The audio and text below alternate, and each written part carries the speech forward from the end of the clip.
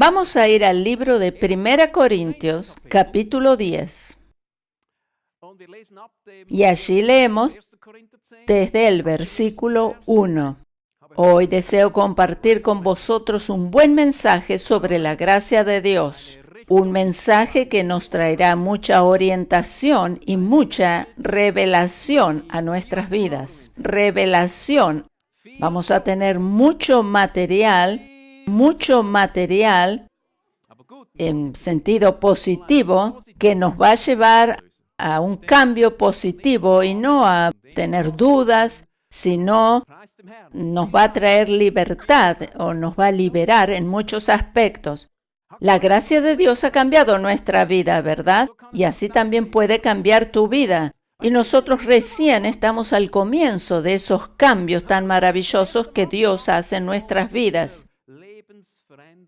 La gracia de Dios nos cambia continuamente en sentido positivo y esto nos llena de entusiasmo.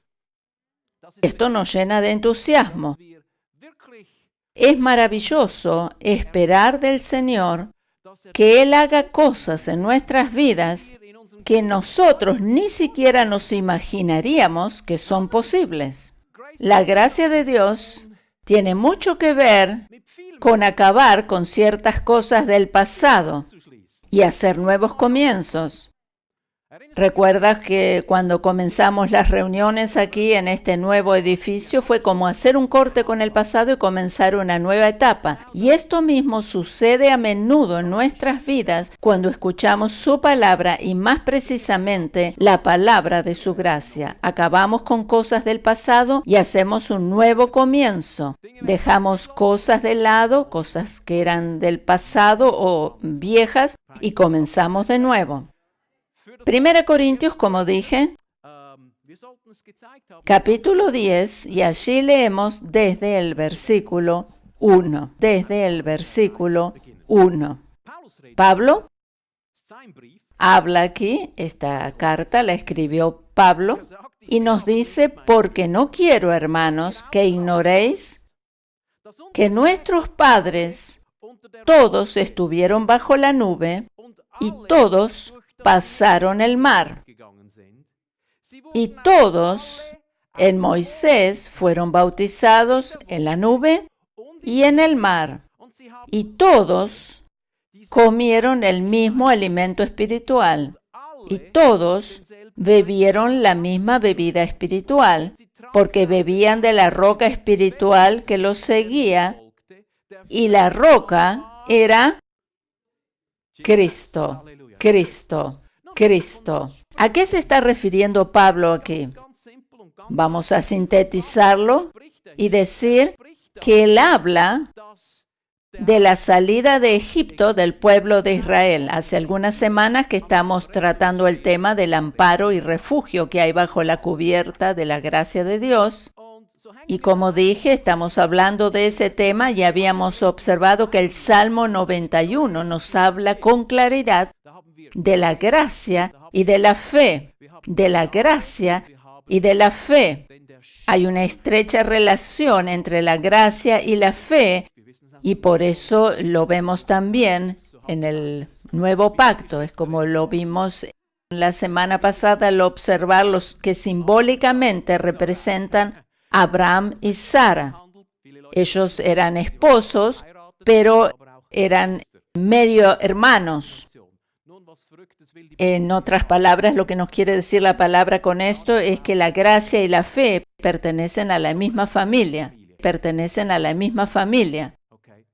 Hoy en día, por supuesto, el casamiento entre hermanos, medio hermanos, no es posible, pero esto en aquella época era así. Pero Abraham y Sara representan simbólicamente la gracia y la fe. ¿Qué es lo que dice este pasaje o menciona este pasaje que acabamos de leer? Pablo se está refiriendo a la Pascua, la cual se celebró por primera vez cuando el pueblo de Israel salió de Egipto. Y ellos peregrinaron en el desierto por espacio de 3 meses cuando llegaron al monte Sinaí, donde recibieron los 10 mandamientos.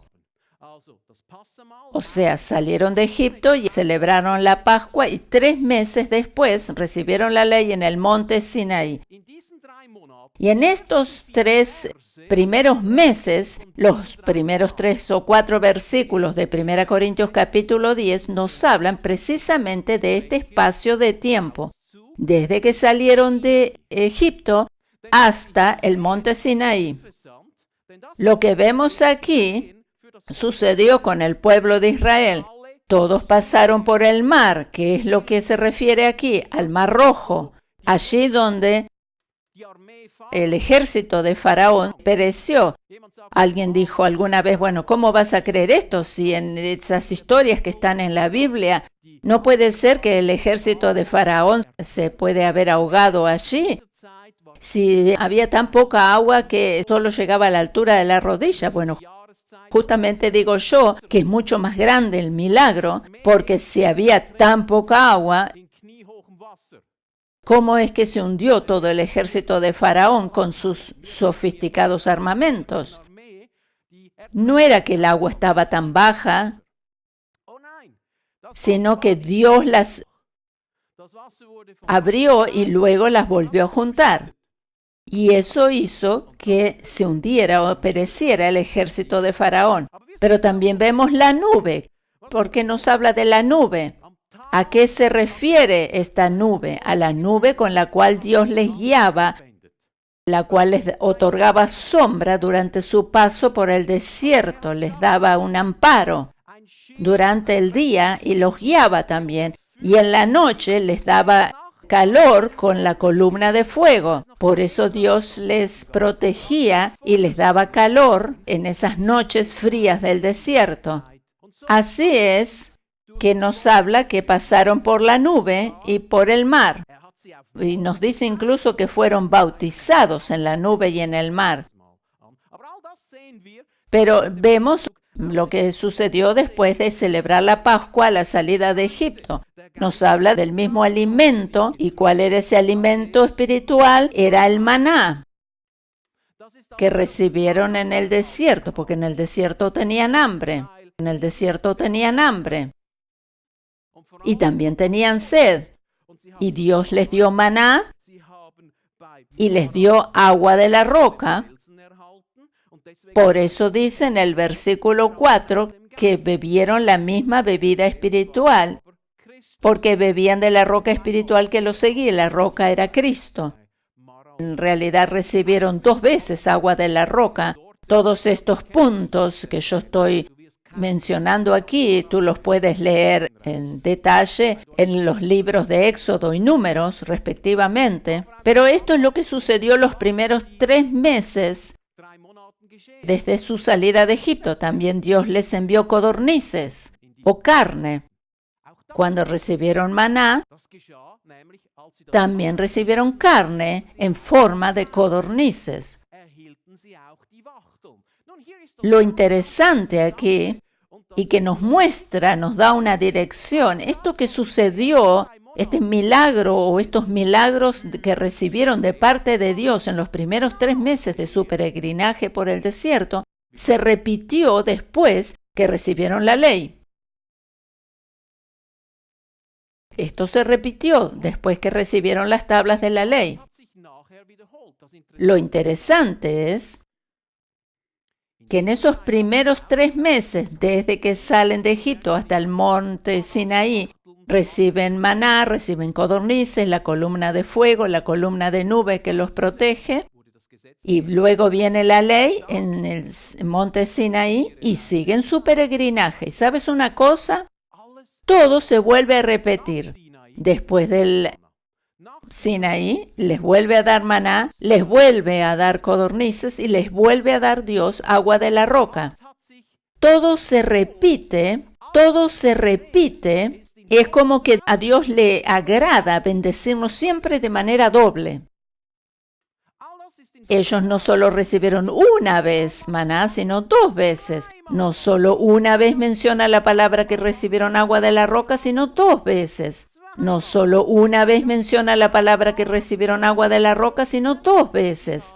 Y así sucesivamente. Todo se repite. Y para que lo podamos comprender, los primeros detalles lo vemos en los libros de Éxodo y todo lo que se vuelve a repetir lo vemos en el libro de Números.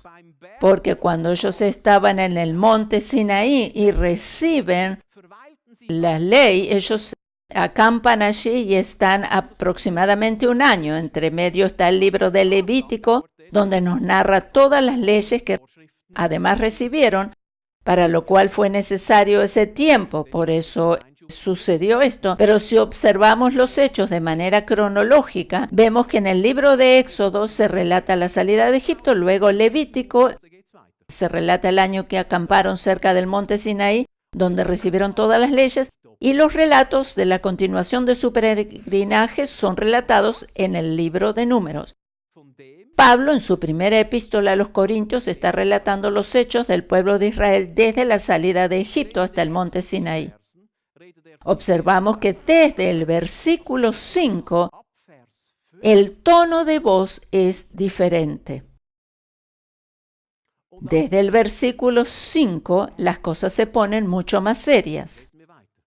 Estamos, en 1 Corintios, capítulo 10, y ahora vamos a leer desde el versículo 5. Pero de los más de ellos no se agradó Dios, por lo cual quedaron postrados en el desierto. Aquí habla de los 40 años que duró el peregrinaje. Mas estas cosas sucedieron como ejemplos para nosotros, para que no codiciemos cosas malas como ellos codiciaron, ni seáis idólatras como algunos de ellos, según está escrito, se sentó el pueblo a comer y a beber y se levantó a jugar. Aquí habla del becerro de oro que levantaron para adorar. En el versículo 8 seguimos leyendo, ni forniquemos, como algunos de ellos fornicaron y cayeron en un día 23,000. Esto está relatado en el libro de Números, capítulo 15. Ni tentemos al Señor como también algunos de ellos le tentaron y perecieron por la serpiente. Esto es cuando el pueblo murmuraba y lo encontramos en Números capítulo 21, el versículo 10. Ni murmuréis como algunos de ellos murmuraron y perecieron por el destructor. Esto lo encontramos en Números capítulo 16. Esto lo encontramos en el libro de Números. Esto es cuando ellos fueron a observar la tierra prometida. Ahora en el versículo 11 leemos, y estas cosas les acontecieron como ejemplo y están escritas, ¿para qué? Para amonestarnos a nosotros, a quienes han alcanzado los fines de los siglos.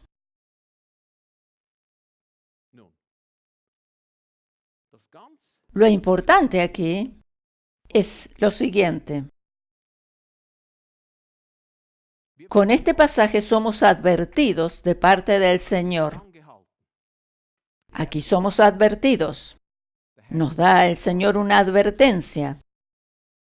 ¿Y cuál es la advertencia? Debemos conocer la historia y lo que le sucedió al pueblo de Israel. Del versículo 1 al 4, ellos se encuentran bajo la cubierta de la gracia. Desde que salen de Egipto hasta que llegan al monte Sinaí, están bajo el pacto abrahamítico, el cual era un pacto de gracia. Cuando llegan al Sinaí, reciben los 10 mandamientos y se ponen bajo el pacto de la ley.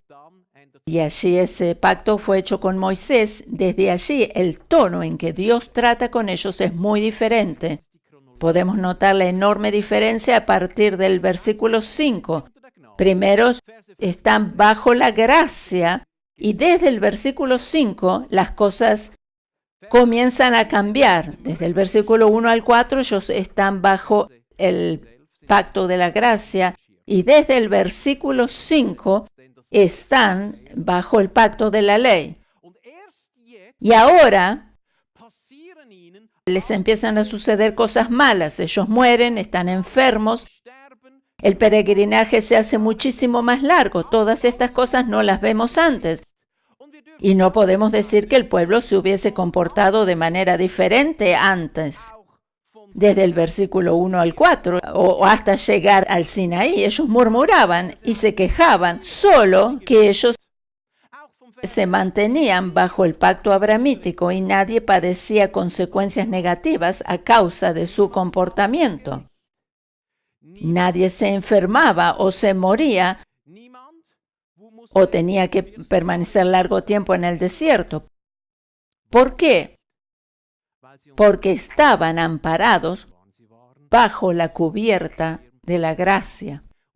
Desde el momento que ellos murmuraban y se quejaban, aún antes de llegar al Sinaí, cuando estaban bajo esa cubierta de la gracia, Dios les revelaba siempre su gracia y su bondad, haciendo milagros extraordinarios. Esto es lo interesante aquí. Siempre habíamos pensado que no debemos quejarnos o murmurar para que el juicio de Dios no nos alcance. Es cierto que no debemos hacerlo, debemos dar gracias a Dios que estamos bajo el pacto de la gracia, porque si no, deberíamos acarrear las mismas terribles consecuencias que ellos. Si hoy fuera así, nosotros no estaríamos aquí. Si no fuera por la gracia, ninguno de nosotros estaríamos aquí, vivos hoy. Hoy no nos encontramos bajo el pacto de la ley, sino bajo el nuevo pacto de nuestro Señor Jesucristo, el pacto de la gracia del cual el pacto abrahamítico fue el precursor. La pregunta aquí es, ¿qué sucedía? La pregunta aquí es, ¿qué sucedía cuando ellos se quejaban y murmuraban, estando bajo el pacto abrahamítico? ¿Qué sucedía? Dios les revelaba su gracia y su bondad. Aquí la palabra nos habla bien claro. Siempre les reveló su gracia y su bondad, a pesar de las quejas, a pesar de sus murmuraciones. Dios les revelaba su gracia. Por eso, hoy quiero poner el énfasis en la bondad de Dios bajo el pacto de la gracia. Y eso, cuando comprendemos esto, nos va a llevar a comprender el significado de la bondad. Seremos motivados a no murmurar, ni quejarnos, ni pelear. Una cosa es decirles a nuestros hijos que no murmuren porque habrá castigo, y otra cosa será mostrarles por qué es mejor que no lo hagan. ¿Te das cuenta la diferencia? La primera forma de educar es la manera desde la ley, y la segunda es desde la gracia, y decirles por qué es mejor que no lo hagan. La Biblia nos enseña en el libro de Gálatas que la ley fue nuestro ayo hasta que recibimos la gracia de Cristo. No se trata de educar a nuestros hijos con los principios de la ley, por ejemplo, déjate de quejar porque de lo contrario habrá consecuencias, sino con el principio de la gracia, por ejemplo, mostrándoles la cantidad de razones por las cuales pueden estar agradecidos en lugar de murmurar, en lugar de quejarse. Hay siempre motivos suficientes para agradecer y vamos a meditar sobre los hechos que sucedieron cada vez que el pueblo se quejó estando bajo los dos diferentes pactos, para ver qué podemos aprender y aplicar en nuestras vidas personales. Y allí vamos a ver qué es lo que podemos aprender. Y es algo interesante, vamos a recibir gran revelación por esto. Porque por nuestra naturaleza decimos, bueno, podemos pensar cada vez que el pueblo de Israel se quejaba, Dios los castigaba. No, mientras estaban bajo el pacto de Abraham o bajo el pacto de la gracia, Dios les daba su gracia. Pero luego después Dios los tuvo que tratar de acuerdo a la ley. Y la ley merece castigo. Gracias a Dios que nosotros estamos bajo el pacto de la gracia, si no, no estaríamos vivos hoy. Y eso es lo que debemos predicar, la diferencia entre estos dos pactos, que Dios es un Dios que bajo el pacto de la gracia es un Dios que nos alcanza siempre su misericordia. Vamos a ver ahora otro pasaje y vamos a ver esto en el libro de Éxodo. Y vamos a ver el capítulo 14. Éxodo, capítulo 14, Y vamos a leer desde el versículo 10. Éxodo capítulo 14, desde el versículo 10. Y allí vemos, después que Israel salió de Egipto y están frente al Mar Rojo. Y cuando Faraón se hubo acercado, o sea, el ejército de Faraón los perseguía, y ellos sentían incluso el sonido de los carros y de los caballos. Cuando Faraón se hubo acercado, los hijos de Israel alzaron sus ojos, y he aquí que los egipcios venían tras ellos, por lo que los hijos de Israel temieron en gran manera y clamaron al Señor. Y dijeron a Moisés: ¿no había sepulcros en Egipto? ¿No había sepulcros en Egipto que nos has sacado para que muramos en el desierto? ¿Por qué has hecho así con nosotros? ¿Por qué nos has sacado de Egipto? Allí, llenos de temor, así reaccionan. Muchas veces nosotros también reaccionamos así cuando tenemos temor. No sabemos qué hacer. Ellos reaccionan llenos de pánico, desean estar muertos, pero no solo muertos, sino en Egipto, de donde el Señor los acababa de librar. Es como si tú dijeras: quiero volver a mi vida pasada antes de conocer al Señor. Es como que tú dices: bueno, antes era todo mucho mejor en mi vida pasada del pecado. ¿Sabes que hay muchos que piensan así? Es ridículo, ¿verdad? Pero ellos demandaban volver a Egipto, lo cual representaba volver a la vida pasada de pecado. La salida de Egipto representa la salvación por medio de Jesucristo y el nacimiento de una nueva vida. La tipología o el simbolismo del nuevo nacimiento y la salvación en Cristo. La liberación de Egipto es lo que nos muestra la entrada a la nueva vida. Por eso aquí en 1 Corintios nos habla del bautismo en la nube y en el mar, representando el bautismo en el cuerpo de Cristo, o sea, el nuevo nacimiento. El bautismo en el cuerpo de Cristo, o sea, el nuevo nacimiento. Y ellos dicen: queremos volver a Egipto. Parece que uno dice: bueno, pero esta gente, ¿qué es lo que piensa? Por favor. Pero Dios no reacciona de manera terrible con ellos, sino como habíamos dicho, Éxodo 14, y desde el versículo 14 leemos cómo reacciona el Señor. En los versículos 14 y 15 vemos cuando ellos piden volver a la vida pasada, cómo reacciona el Señor. El Señor peleará por vosotros, les dice, y vosotros estaréis tranquilos. O sea, en otras palabras, le dice: quédense tranquilos que todo va a salir bien. Quédense tranquilos. Y en el versículo 15 leemos: y entonces el Señor le dijo a Moisés: ¿por qué clamas a mí? Di a los hijos de Israel que marchen. Que marchen. Todo lo que dijo el Señor. Él escuchó. Acaba de escuchar de los labios de ellos que después que Él los libera con mano poderosa, consideran la esclavitud egipcia que era mucho mejor que las circunstancias actuales en las que se encuentran. ¿Y cómo reacciona el Señor? Les anima a seguir en calma, diciendo que Él tiene todo bajo control. Y esto mismo nos dice a nosotros hoy cuando nos encontramos frustrados por alguna situación difícil. Nos dice: quédate tranquilo. Quédate tranquilo y sigue adelante, que yo todavía no completé la obra que comencé en tu vida. Cuando nosotros decimos queremos volver, es terrible esto.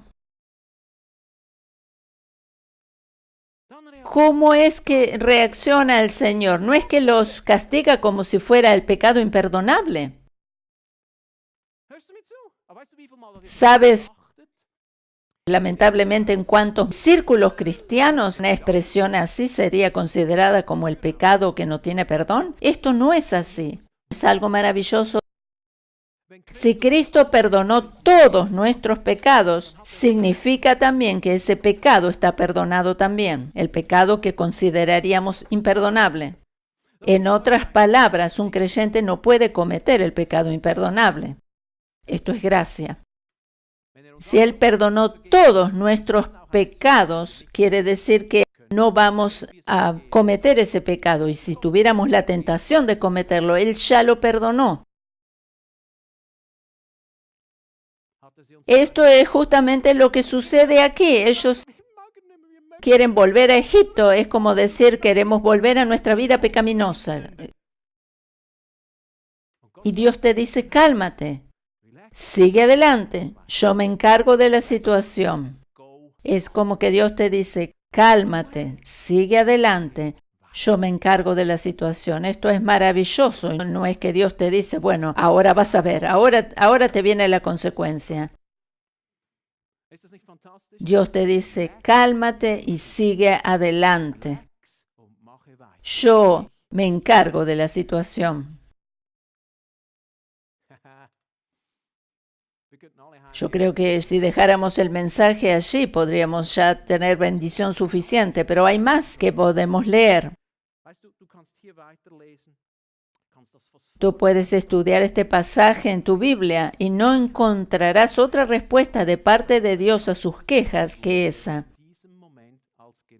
Dios les dice, sigue adelante en calma. Y es lo mismo que nos dice a nosotros. Ellos siguen adelante.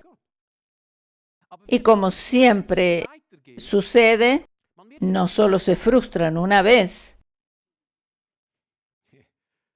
sino se vuelven a sentir frustrados. Lo mismo nos sucede a nosotros. La vida trae consigo muchas frustraciones. La manera en que reaccionamos a ellas es lo que establece la diferencia. Eso es lo que nos sucede a todos. Yo también experimento eso de vez en cuando. A veces nos sentimos así.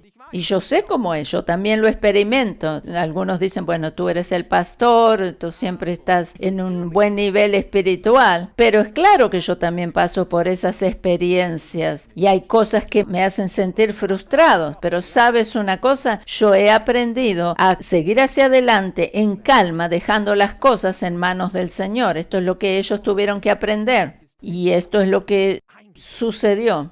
Es por eso que ellos también pudieron soportar tantos años en el desierto. La segunda ocasión, cuando ellos murmuran, lo encontramos en el capítulo 16 de Éxodo. Y allí vamos a leer los versículos 2 y 3. Ellos siguen peregrinando por el desierto y toda la congregación de los hijos de Israel, ¿qué hizo? Murmuró contra Moisés y Aarón en el desierto, y les decían los hijos de Israel, ojalá hubiéramos muerto por mano del Señor en la tierra de Egipto. ¿Conocemos esto? Esta forma de pensar. Cuando nos sentábamos a las ollas de carne, cuando comíamos pan hasta saciarnos, imagínate. Primero desean morir, o sea, primero tener una buena comilona y después morir. Es como que ellos dicen, bueno, primero comer bien, llenarnos bien el estómago y después morirnos. ¿Cuántas veces vemos cosas así en la Biblia? Y esto es lo que ellos dicen justamente. Ay, queremos más vale comer bien una vez, bien, llenarnos el estómago y después, bueno, morirnos. Bueno, todo lo que había allí para comer en Egipto. El versículo 3 nos sigue diciendo, pues nos habéis sacado a este desierto para matar de hambre a toda esta multitud. Ahora ellos involucran a todos. Una cosa es cuando son solo algunos los que se quejan. Pero cuando todos se quejan es mucho peor. Es algo diferente, ¿verdad? Es algo diferente, ¿verdad? Ellos murmuraban siempre contra el liderazgo, siempre contra Moisés y Aarón. ¿Sabes por qué es que en el arca del pacto había 3 elementos? Y estos 3 elementos estaban allí tapados. Había 3 elementos en el arca del pacto. Uno era las tablas de la ley. Estaba la vara de Aarón que reverdeció y una urna conteniendo maná. Estos 3 elementos, los cuales representaban la rebelión del pueblo, estaban en el arca sellada, cerrada y tapada, y debía ser rociada con sangre una vez al año. La Biblia nos dice en el Nuevo Testamento que Jesucristo es esa cubierta que está por encima de nuestras rebeliones. Esta tapa no va a ser levantada. Toda la rebelión contra Dios, o la rebelión que está allí, representando la rebelión humana, está allí encerrada. Y cuando Dios el Padre mira el arca del pacto, no ve ni la rebelión del ser humano, ni el quebrantamiento de los mandamientos, sino solo la sangre de Cristo. La vara de Aarón representaba simbólicamente la rebelión del pueblo contra la autoridad puesta por Dios. La rebelión del pueblo contra la autoridad puesta por Dios. Justamente la autoridad puesta por Dios. Esa rebelión, dicha rebelión, era un pecado muy grave. Cada vez que el pueblo se quejaba y murmuraba, se rebelaba en primer lugar contra Moisés y le echaba la culpa a él. Y les decía, bueno, por eso estamos aquí, culpa tuya, y por consiguiente contra Dios mismo. Y así, si bien Dios encerró simbólicamente esa rebelión allí, la cual quedó cubierta con la sangre. Hoy en día los líderes estamos agradecidos y contentos que la gente no se rebele contra nosotros. La rebelión es algo muy desagradable. Seguimos leyendo en el versículo 4 del capítulo 16 de Éxodo. No solo murmuraban, sino le echaban la culpa a Moisés, pero por sobre todas las cosas ellos murmuraban y esto era desagradable. Ahora vemos, como dije, en el capítulo 16, el versículo 8, del versículo 8 al 13. Aquí vemos la reacción de Dios con respecto a sus quejas y murmuraciones. En el versículo 8, dijo también Moisés, el Señor os dará en la tarde carne para comer. Es lo que ellos pedían. Ellos tenían carne, tenían pan. ¿Y qué es lo que ellos pedían? Dios les dice, os daré en la tarde carne para comer y en la mañana pan hasta saciaros. Porque el Señor ha oído vuestras murmuraciones con que habéis murmurado contra Él. ¿Qué es lo que escuchó el Señor? ¿Te das cuenta? Él escuchó las murmuraciones que eran contra Él mismo. ¿Y qué dice? Habéis murmurado contra Él. Porque nosotros, ¿qué somos? Vuestras murmuraciones no son contra nosotros, sino contra el Señor. Y el Señor habló a Moisés en el versículo 11, el versículo 12. Yo he oído las murmuraciones de los hijos de Israel. Háblales, diciendo, al caer la tarde comeréis carne y por la mañana os saciaréis de pan. Y sabréis que yo soy el Señor vuestro Dios. Y venida la tarde subieron codornices que cubrieron el campamento y por la mañana descendió rocío en derredor al campamento. Es interesante observar que a pesar de tantas quejas y murmuraciones, Dios no les dice, bueno, basta, esto ya es demasiado. Imagínate que Dios dijera, bueno, basta, se acabó. A veces nosotros reaccionamos así. Bueno, basta. ¿Qué es lo que hace el Señor? ¿Qué es lo que les dice? Él les dice, he escuchado vuestras murmuraciones. Pero eso es todo. y les sigue proveyendo milagrosamente una y otra vez. A pesar de haber escuchado sus múltiples quejas, les demuestra su gracia en forma de codornices. A pesar de sus quejas, Dios les provee codornices. Y ellos son alimentados no solo con maná, sino con codornices, hasta que se saciaron. Lo único que hace Dios, les dice, bueno, escuché vuestras murmuraciones. Sin embargo, Él les muestra su gracia, les muestra su gracia. Hasta ahora habíamos tenido una imagen de Dios, o muy a menudo tenemos la imagen de un Dios que nos castiga cuando nos quejamos o murmuramos.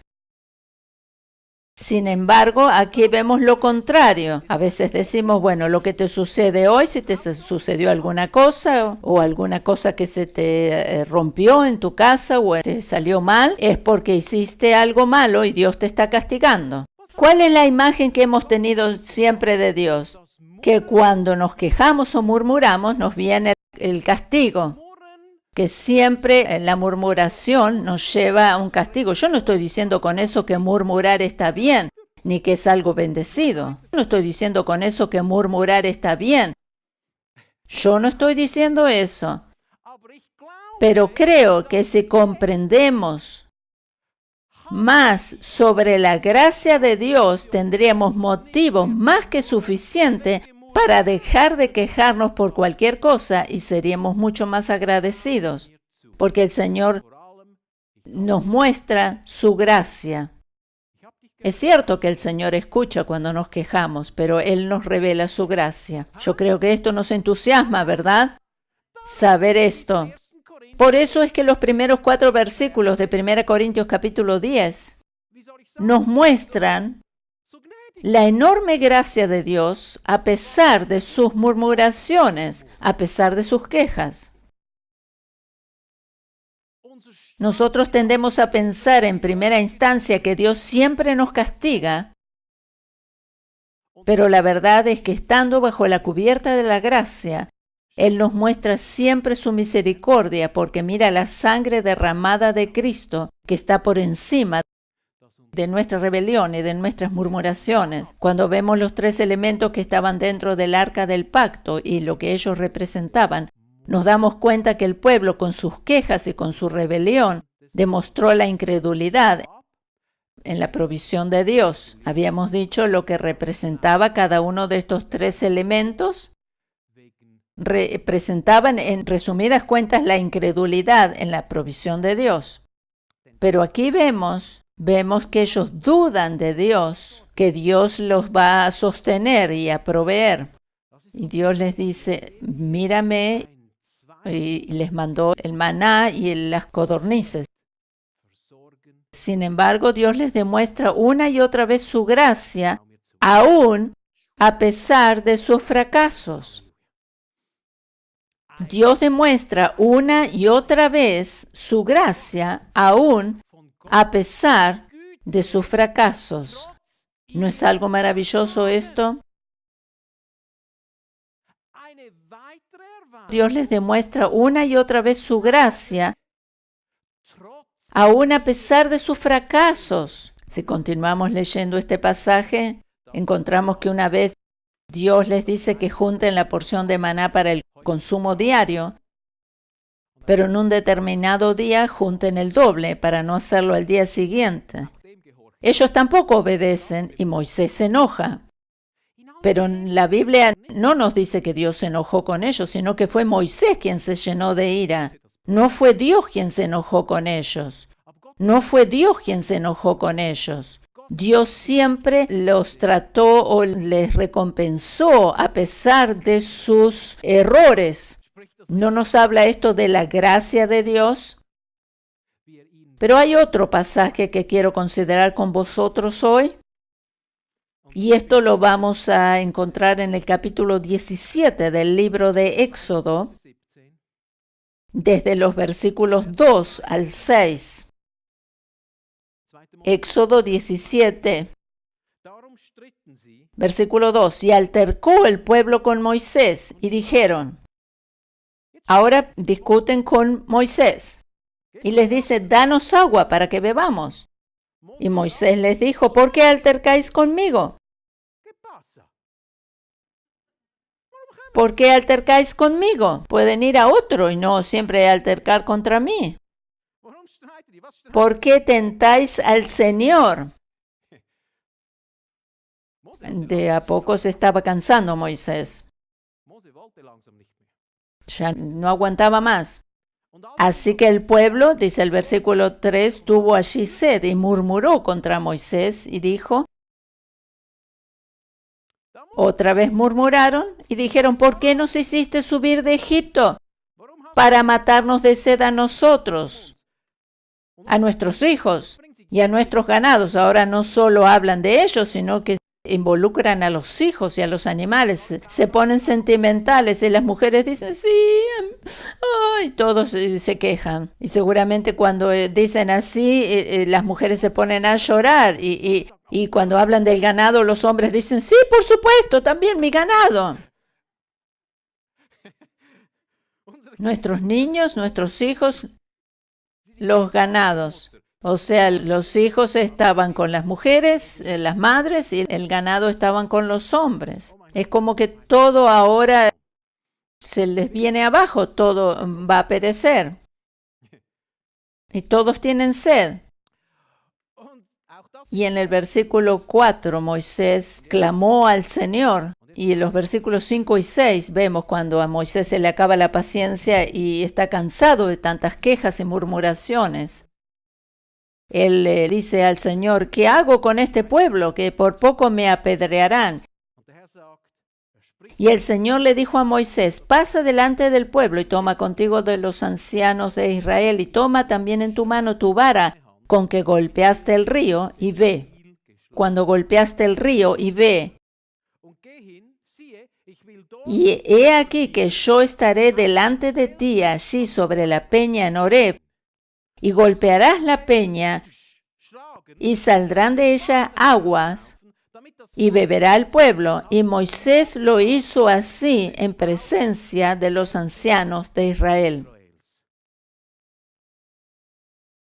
Moisés golpeó la peña,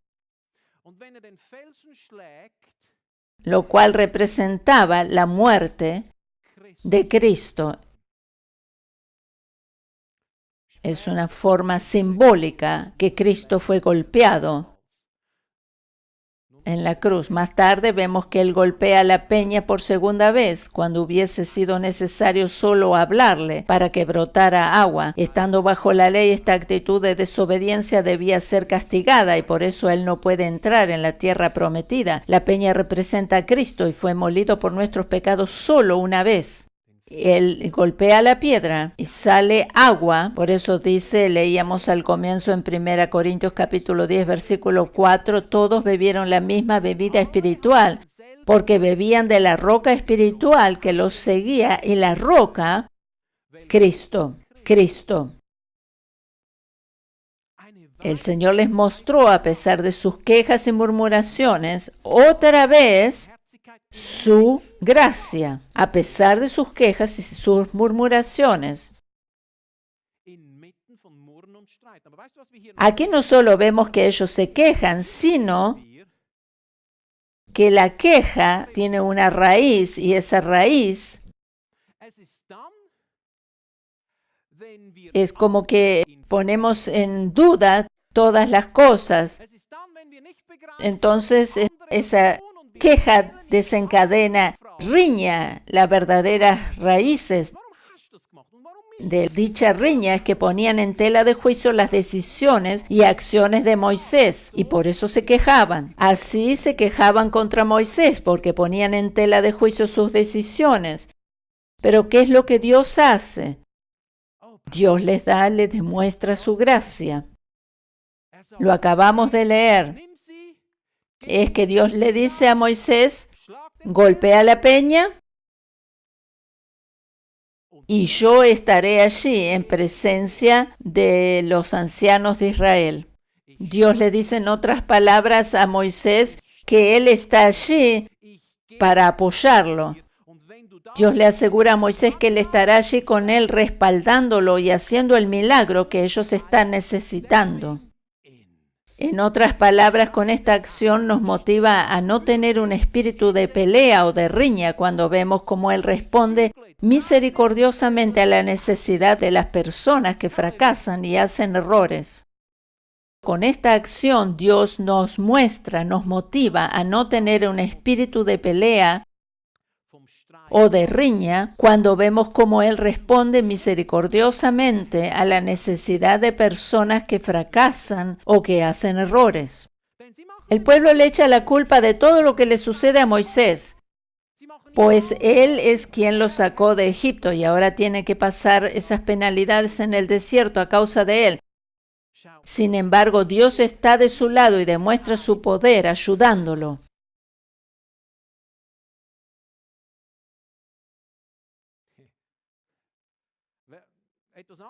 De otra manera, creo que sería terrible para Moisés. Cuando tú sabes que Dios está de tu lado aún cuando tú fracasas. Y no estoy diciendo, bueno, no importa cómo hagas las cosas, sino cuando realmente tienes fracasos y errores que no hubieses querido tener. El Señor está contigo y te ayuda. Él le envía y le dice, yo estaré contigo. Le dice a Moisés, yo estaré contigo. Todas estas quejas y murmuraciones que se quejaban contra Moisés, que le echaban culpa de todo, es como que le decían, bueno, si no nos hubiera sacado estaríamos en Egipto y estaríamos mejor. Estaríamos en Egipto y estaríamos mejor. Pero justamente estaban allí para ayudarlos, para guiar al pueblo. Pero allí está Dios diciéndole que Él, a pesar de todo eso, le va a apoyar, le va a respaldar. Esto es gracia y misericordia. Tú puedes esperar que Dios esté dispuesto a ayudarte, aún a pesar de tus errores y tus fracasos. Personalmente he experimentado muchísimas veces su ayuda en este sentido. Tantas veces en determinadas situaciones en las que pensé que a causa de mis errores lo había echado todo a perder y que ya no había más arreglo. Pensé, bueno, ahora sí que se acabó. Y pensé, bueno, eché todo a perder. Sobre todo cuando son cosas que tienen que ver con otras personas. A menudo sucede esto cuando estamos en otro lugar y, por ejemplo, cuando estás invitado a predicar en otro lado y te pasa algún error o alguna cosa que no quisiste. Es como que tienes ganas de volverte a tu casa y dejar todo y desaparecer. Muchas veces, en diferentes ocasiones o circunstancias de mi vida, cuando yo pensé, bueno, ahora sí que se echó todo a perder, ya no hay más arreglo. Y era como que, bueno, ahora solo me merezco una patada para volver a donde salí, no hay más arreglo. Pero cuando yo he estado allí, aún a pesar de que yo he pensado, bueno, lo eché todo a perder, yo me he dado cuenta que el Señor demostró su misericordia, dándome soluciones que no dejaban lugar a dudas, que se debían solo gracias a su bendita intervención. A menudo sucede que nosotros como líderes, a causa de ese espíritu pionero que poseemos, como para llevar adelante a la congregación, tenemos una opinión determinada sobre ciertos temas. Y bueno, justamente a causa de ese espíritu pionero que poseemos para llevar adelante a la congregación, es como que nosotros tenemos una opinión determinada sobre ciertos temas. Es bueno que sea así porque vamos avanzando, si no nos quedaríamos estancados.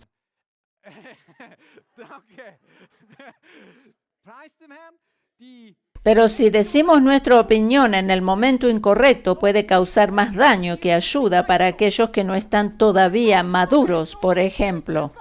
Si decimos nuestra opinión en un momento que es equivocado, es como que después la congregación diría lo mismo que le dijo a Moisés: tú tienes la culpa.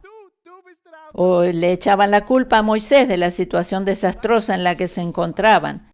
Pero ¿qué es lo único que podía darle sosiego a Moisés en este caso cuando todos se le ponían en su contra? El hecho de saber que el Señor estaba de su lado para socorrerlo en el momento oportuno. Y aquí yo estaré delante de ti sobre la peña de Horeb. Y eso también es válido para nosotros hoy. Muchas veces en nuestros temperamentos tenemos la mezcla de la fortaleza del león con la suavidad e inocencia del cordero. Esto tiene sus ventajas si lo aplicamos correctamente. Sin embargo, usándolo en el lugar y momento incorrecto pueden causar daño a los que nos rodean. Yo aquí sobre la plataforma tengo la fortaleza del león. Eso significa que actúo y hablo con convicción, infundiendo fe y ánimo a vosotros. Cuando bajo de la plataforma para ministrar a los necesitados, debo ser suave y sensible como el cordero. Sensible como el cordero. En el momento en que yo bajo de la plataforma para ministrar a los necesitados, soy como un cordero. Jesús poseía ambos aspectos en su personalidad. Él era el león de la tribu de Judá, pero a su vez el cordero inmolado, inocente y sin mancha. Inocente y sin mancha. La suavidad del cordero representa la gracia, la fortaleza del león representa la fe, la cual es valiente, audaz y emprendedora. Pero el cordero representa la gracia. No se puede ir por la vida como un león arremetiendo con todo lo que se nos ponga por delante. Ni tampoco debemos pasar por encima soportando todo sin abrir la boca cuando deberíamos hacerlo. Debemos aprender a hacer un balance entre las dos cosas. Por un lado, tener esa decisión, esa valentía de la fe, y por otro lado, esa suavidad de la gracia. Es interesante observar que esto de aprender nos atañe a todos por igual, sin importar el lugar o la posición con la que nos encontramos. Porque en el caso que fallamos en el intento, el Señor nos vuelve a decir: yo estaré delante de ti. Cada vez que el pueblo de Israel fallaba, estando bajo el pacto abrahamítico, el Señor les volvía a demostrar su gracia y su favor sin reprocharle nada por sus quejas y sus murmuraciones. Siempre les volvía a demostrar su gracia, siempre a pesar de sus quejas y sus murmuraciones les mostraba su gracia. Sin embargo, en el momento en que ellos demandan la ley, se ponen a sí mismos bajo castigo en el momento en que cometen un error. La ley demanda castigo cada vez que sea quebrantada, porque ahora están bajo la ley. Ahora, cuando ellos se quejan contra Dios o contra Moisés, deben acarrear graves consecuencias, como muerte, enfermedad o maldición. Primero, cuando el pueblo estaba bajo el pacto abrahamítico, se encontraba protegido bajo la cubierta de la gracia. Luego de demandar la ley en Sinaí, la relación cambia y se pone a sí mismo bajo otra cubierta diferente. En el capítulo 10 de 1 Corintios, a partir del versículo 5, vemos que se produce un cambio en el trato de Dios con ellos. Pero gracias a Dios que Cristo nos redimió de la maldición de la ley, hecho maldición por nosotros, para que por la fe en Cristo Jesús recibiésemos la promesa del Espíritu. Este es el nuevo pacto. Este es el nuevo pacto. Esto demuestra la misericordia de Dios bajo la cubierta de la gracia.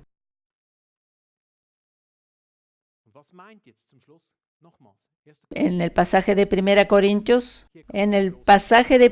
Corintios, habíamos observado la diferencia entre los dos pactos. Los primeros 4 versículos es el pacto abrahamítico, luego después del versículo 5 cambia el tono porque viene la ley. Lo que la palabra nos relata sobre las experiencias del pueblo de Israel bajo estos dos pactos. Están escritas como ejemplo para nosotros, dice en el versículo 6.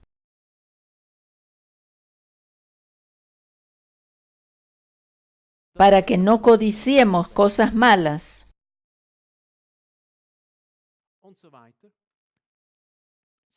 Y dice para amonestarnos, dice en el versículo 11 también. ¿Qué significa amonestarnos? No es que Dios está esperando que murmuremos para castigarnos. No es lo que nos dice aquí, esto no es lo que nos dice aquí, sino que justamente cuando conocemos su inmensa gracia y su misericordia, somos motivados a no quejarnos ni murmurar, ni poner en tela de juicio a otras personas, ni pelear, porque Dios es el que va a juzgar. Eso es lo que me motiva cuando yo comprendo la gracia. De acuerdo a lo que la palabra nos enseña, la pelea o contención es animal, terrenal y diabólica. Resumiendo toda la enseñanza que sacamos del capítulo 10 de 1 Corintios, donde nos habla que lo que sucedió al pueblo de Israel como ejemplo y amonestación para nosotros es que no debemos volvernos a poner bajo el pacto de la ley. Debemos tomar esto muy en serio y no volvernos a poner bajo el pacto de la ley. Pablo, en otra de sus cartas, expresa lo mismo de una manera diferente diciendo echa fuera a la sierva. La sierva se refiere a Agar, quien representa la ley. Él dice en esa ocasión echa fuera a la sierva. Si nos volvemos a poner bajo la ley, nos colocamos a nosotros mismos bajo la maldición de ella. La amonestación para nosotros es que sirvamos a Dios a partir del conocimiento de su gracia y de su misericordia, y no por temor a ser castigados por Él. El pasaje nos amonesta a que permanezcamos bajo la cubierta de su gracia y que no la desaprovechemos. Estando bajo la cubierta de la gracia, vemos desde los versículos 1 al 4, Dios bendijo al pueblo de Israel a pesar de sus múltiples quejas y murmuraciones, no contándoselo como pecado.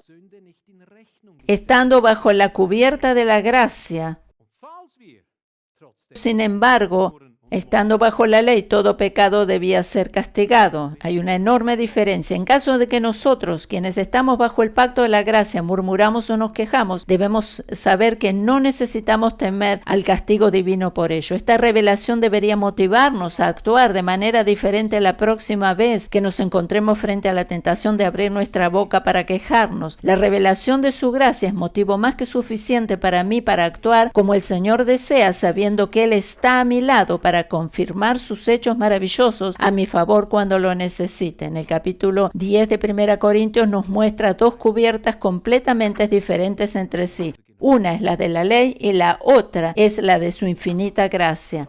Amén.